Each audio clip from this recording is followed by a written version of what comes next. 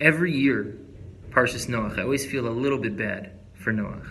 I feel like he's scrutinized perhaps more so than anybody else in Sefer Bereshis.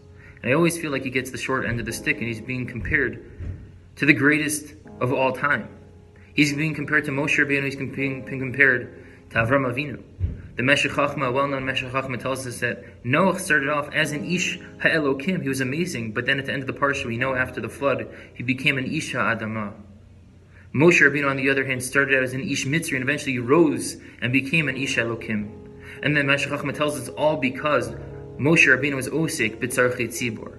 We know from Rashi, and not just Rashi, but many other Mefarshim, Midrashim, compare Noach and Avram Avinu. Noach did not daven for those in his generation, where Avram Avinu we know davened for Sodom, and it was constantly being Osek B'tzarchei Tzibor.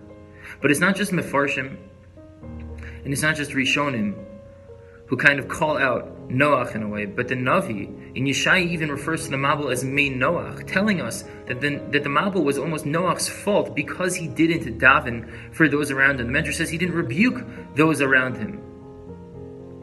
So what happens? After the Mabul comes, HaKadosh Baruch Hu commands Noach, Tzei min ha-teva, to go out from the Teva. The Maggid of Mezrich understands this to mean the following. Go out not just from your ark, but a Teva can also mean a box.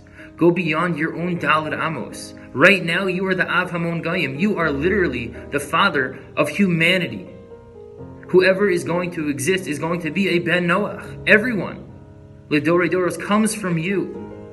And that means you have a responsibility to go Tzei min ha-teva, to go beyond your own Daled Amos, to look beyond, to see those around you who needs help, who needs compassion, who needs tzedakah, who needs some chizuk.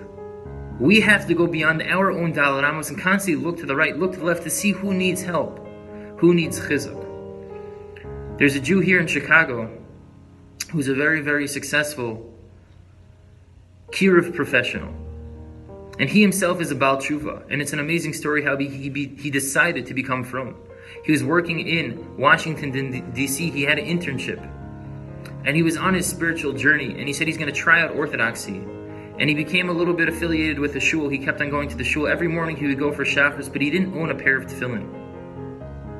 And every single morning he would get to shul, he would go under the bima, and he would take out a pair of tefillin, go to his seat and put the tefillin on. After 2-3 weeks, whatever it was of going to shul, one day he got to shul, and the tefillin were already at his seat. Someone went and took the tefillin out. He saw him coming to shul every single day. And another Jew said, you know what, if this guy's coming, I'm going to do him a favor. He went, he took the tefillin out, and he put it on this guy's place. And this Jew said, if people are looking out for me, people are welcoming me into this place, and they're telling me not just welcome to this place, but this is your place too. This is where I want to be. So this person now is being makariv dozens and dozens and dozens of people.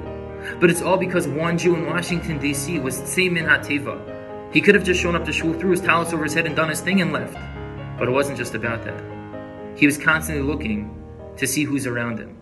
Not just who he can daven for, who he can actually help out. And that's what he did. He went Tzei min ha-teva. He went beyond his own Daled Amos. He helped another Jew. That's what HaKadosh Baruch Hu was telling Noach to do. And that's what we all need to do as well.